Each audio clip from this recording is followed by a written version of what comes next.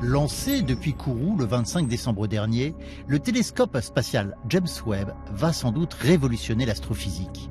En orbite à près d'1,5 million de kilomètres de la Terre, il est issu d'une coopération internationale. La France y a participé. J'ai commencé à participer à l'aventure du télescope James Webb il y a 23 ans. Et on a développé ici au CEA une caméra qui permet d'observer dans l'infrarouge. Une caméra imaginée par Pierre-Olivier Lagage pour observer la formation des premières galaxies il y a 13,5 milliards d'années, soit quelques centaines de millions d'années après le Big Bang. Et aussi pour mieux connaître les planètes situées en dehors de notre système solaire.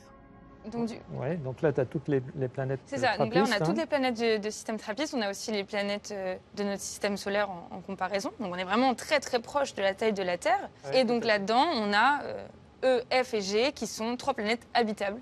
Oui, au sens où il peut y avoir de l'eau liquide. Exactement, de l'eau liquide à la surface. Ces planètes, à 40 années-lumière de la Terre, sont un autre stade de développement. Si on veut comprendre notre système, on a tout intérêt à aller voir d'autres systèmes qui sont à différents âges. Peut-être on va avoir des informations sur comment était notre propre Terre il y a 1 milliard d'années.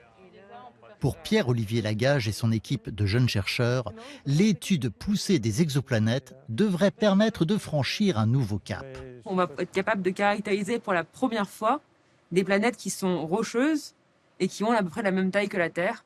Et donc on entre dans cette nouvelle ère où on s'attaque à vraiment comprendre d'autres planètes rocheuses qui ne sont pas dans notre système solaire. Ça pose des questions évidemment sur comment elles vont se comporter, quelles sont leurs atmosphères, etc. Et peut-être s'intéresser à celles qui sont dans la zone habitable de leur planète. Parce que là, on pourrait essayer de se demander si on a des molécules qui nous parlent pour l'apparition ou alors les conditions d'apparition de la vie. Ce qui est intéressant, c'est de chercher d'autres formes de vie. Est-ce qu'on est capable d'imaginer d'autres formes ? Est-ce qu'on doit conditionner ces autres formes à partir de notre connaissance sur Terre ? Est-ce qu'on garde l'idée que c'est grâce à de l'eau liquide qu'on est là, c'est grâce à l'atmosphère primitive qu'on a eue et qui a évolué ? Ou est-ce qu'il y a d'autres manières d'envisager la vie ? L'idée d'avoir de la vie ailleurs dans un environnement excessivement différent, totalement extrême pour nous peut-être, ça nous rappelle aussi que notre environnement nous est unique et que c'est pas la Terre qui est faite pour l'homme, c'est l'homme qui est fait pour la Terre. Donc pour moi, c'est un peu cette vision où découvrir de la vie ailleurs, c'est hyper rassurant et ça nous conforte dans le fait que on est fait pour la Terre et chaque vie a son environnement et ses spécificités.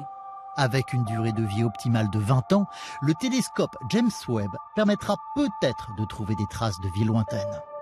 Il y a un aspect pionnier, un peu Christophe Colomb d'aller à la découverte de nouveaux mondes. Alors c'est plus sur la Terre, maintenant c'est dans l'univers qui est immense, il y a beaucoup de choses à faire et c'est ça qui me motive.